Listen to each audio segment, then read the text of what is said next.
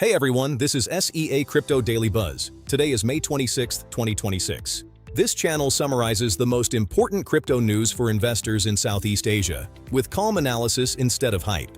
Today we look at a tight Bitcoin range with an unusual short squeeze setup, a fresh wave of regulatory action across Indonesia and the Philippines, and a broadening pipeline of crypto products on Wall Street.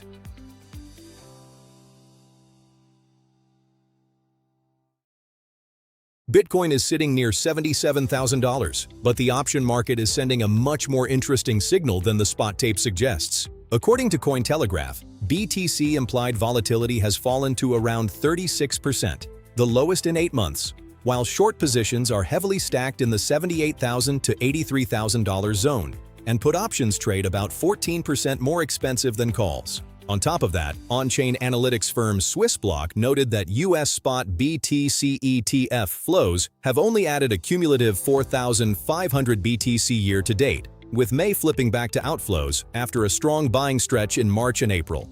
That combination matters. When bearish bets get crowded into a quiet market with thin ETF support, even a small upside move can force a violent short cover, but a clean break below $76,000 would also accelerate the downside. For Southeast Asia traders, the practical takeaway is to size positions for both directions. Watch the 78 to 83,000 liquidation cluster and avoid leveraged shorts at consensus levels.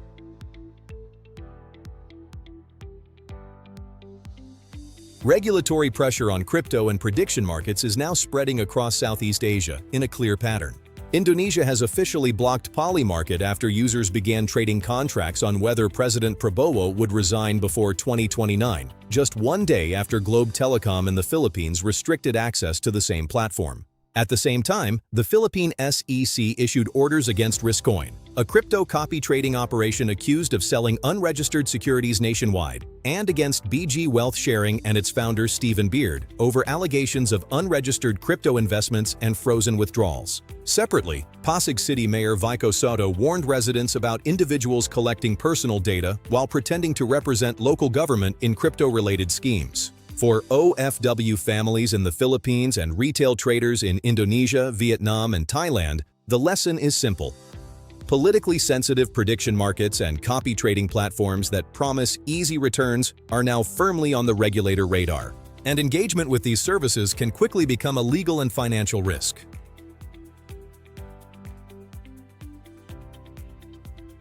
While Bitcoin chops in a tight range, the institutional pipeline is quietly expanding. And this is the part Southeast Asia investors should not miss. U.S. spot Ethereum ETFs pulled in roughly $240 million in a single day, bringing the recent 18-day cumulative inflow to about $1.25 billion, even as ETH trades near $2,114. On the same day, Nasdaq received conditional SEC approval for cash-settled Bitcoin index options, and several analysts now expect spot Solana ETFs to be approved within the next 3 to 5 weeks after the SEC requested amended S-1 filings. The headline price action looks boring, but the product surface for crypto in regulated wrappers is clearly broadening, which historically deepens liquidity and slowly pulls in pension and wealth management flows. For SEA investors, this is a reminder that medium-term positioning, not short-term noise, is where the real opportunities and risks are forming this quarter. Quick recap of today's 3 stories for Southeast Asia. 1. BTC 77K Coiled, low IV and crowded shorts set up a possible squeeze. 2. SEA Regulatory Wave. Indonesia blocks Polymarket, PHSEC Halts Riscoin and BG Wealth Sharing. 3. Institutional pipeline. ETH ETF plus $240 million. Nasdaq BTC options approved. Solana ETF nears. This video is for information and education only and is not financial advice. All investment decisions and risks are your own responsibility.